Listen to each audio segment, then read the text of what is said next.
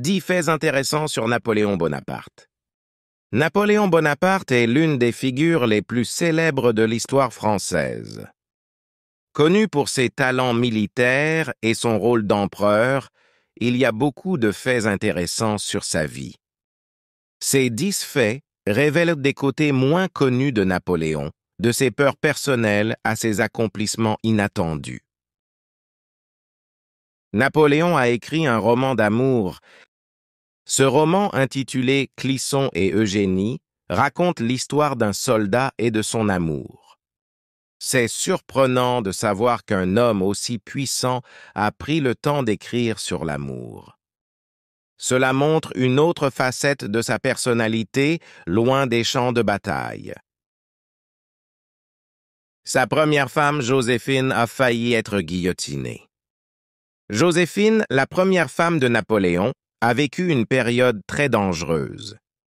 Pendant la Révolution française, elle a failli être guillotinée. C'était une époque où beaucoup de gens étaient exécutés. Heureusement, elle a survécu et est devenue la femme de Napoléon. Leur histoire d'amour est célèbre dans l'histoire française. Ils se déguisaient et se promenaient dans les rues de Paris. Napoléon aimait se déguiser et marcher dans les rues de Paris. Il le faisait pour comprendre mieux son peuple. C'était une manière pour lui d'entendre ce que les gens pensaient vraiment. Cette habitude de Napoléon montre son intérêt pour la vie quotidienne des Parisiens. Napoléon était incapable de chanter juste. Napoléon, bien connu pour ses compétences en tant que leader, n'était pas doué pour chanter. Il ne pouvait pas chanter juste. Cela signifie que lorsqu'il chantait, les notes n'étaient pas correctes.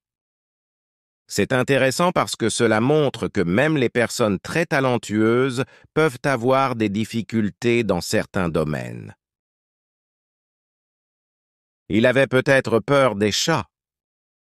Il est dit que Napoléon avait peut-être peur des chats. Cette peur s'appelle l'ailurophobie. Ce fait est surprenant parce que Napoléon était un leader très courageux dans les batailles. Mais même les personnes fortes peuvent avoir des peurs. Ces soldats ont découvert la pierre de Rosette. Les soldats de Napoléon ont découvert la pierre de Rosette en Égypte. Cette pierre est très importante pour comprendre les hiéroglyphes égyptiens. Elle a 3 types d'écriture. La découverte de la pierre de Rosette a aidé les scientifiques à traduire des textes anciens.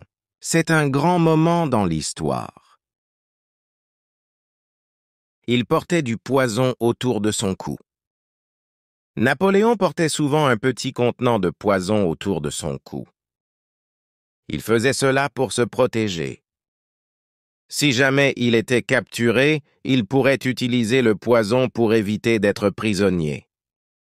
Cela montre à quel point il était prudent et préparé à toutes les situations. Un plan d'évasion en sous-marin a été conçu pour le sauver de Sainte-Hélène. Un plan très unique a été créé pour sauver Napoléon de son exil à Sainte-Hélène. Ce plan incluait l'utilisation d'un sous-marin. L'idée était d'aider Napoléon à s'échapper de l'île où il était prisonnier. Cependant, ce plan n'a jamais été réalisé. C'est un exemple de la façon dont Napoléon inspirait des idées audacieuses. Il n'était pas si petit. En réalité, il mesurait environ 1,68 mètres, ce qui était la taille moyenne pour un homme de son époque. L'idée qu'il était très petit est un mythe. Cette fausse idée vient peut-être de sa garde personnelle, qui était très grande. La cause de sa mort reste un mystère. Il est mort en 1821 à Sainte-Hélène. Certains pensent qu'il est mort d'un cancer de l'estomac, mais d'autres croient qu'il a été empoisonné. Ce mystère continue d'intéresser beaucoup de personnes. Merci d'avoir regardé, abonnez-vous pour plus de vidéos.